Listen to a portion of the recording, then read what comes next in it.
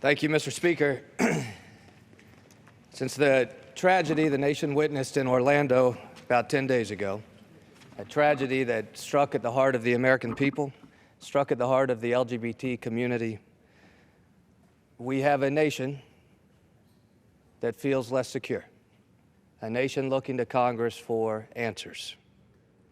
Answers regarding our national security posture, the policies of this administration, of this Congress, but answers also legitimately about how to protect our communities while also protecting the constitutional privileges of due process and the Second Amendment.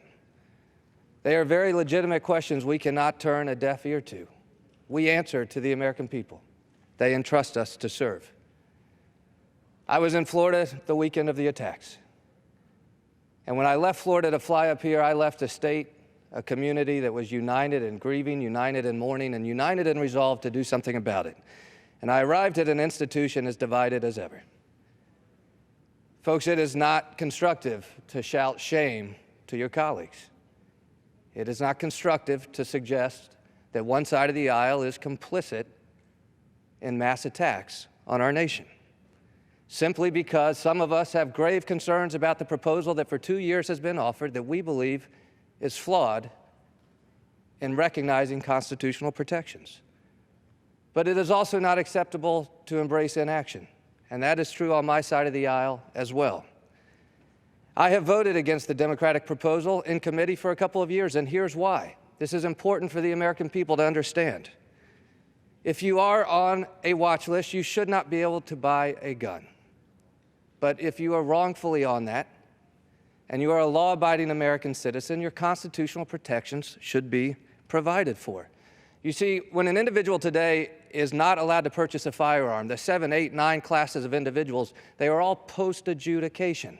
They have received a due process hearing, either convicted of a violent felony, adjudicated through a court of mental competence, or dishonorably discharged. But in each case, there has been due process. Post-adjudication is when the ban has been implemented. The proposal on the left says there is no due process. If you're on the watch list, you're banned. I think that's wrong.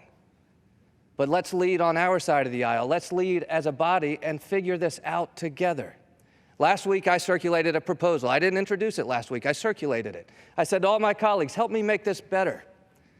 And so last night, with some changes based on input from my colleagues, I introduced H.R. 5544.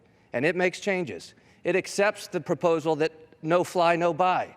It's common sense. If you are on a watch list, you shouldn't be able to purchase a firearm. But under my legislation, if you are denied, you must be notified not at the point of sale, but within 10 days by the government that you were denied because you are on a watch list. You are then entitled a due process hearing within 30 days by a judge, not by a political appointee within the Department of Justice.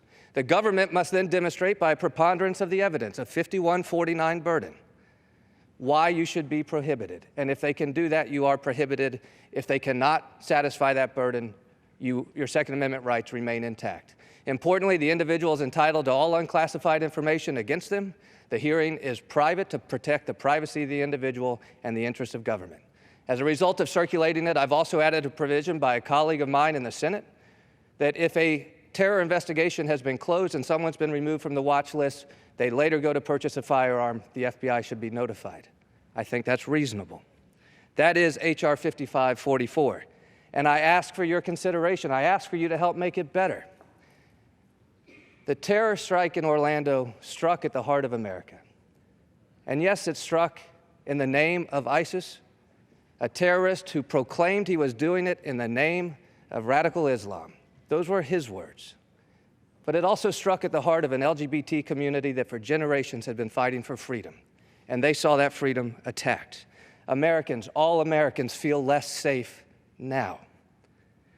Let's inject some radical common sense into this debate. We can ensure no fly, no buy, while also ensuring due process and the Second Amendment. If we take the context of November, the narrative of a campaign out of this, we can actually get this done. Let's listen to the 85% of America who disapproves of the job we're doing. Rather than going home and having a message of blaming each other, let's go home saying we solved it together. Folks, if H.R. 5544 is not something you can support, let's talk about how to improve it. To my friends on the left, the proposal you've had for 2 years, add due process, real due process. You'll get to support. You'll get support on our side of the aisle if you add due process. To my friends on my side of the aisle, let's lead on this issue. The American people are begging for leadership. There's a community that's broken, a nation that's broken in the wake of Orlando. Let's honor the memories of those who are lost.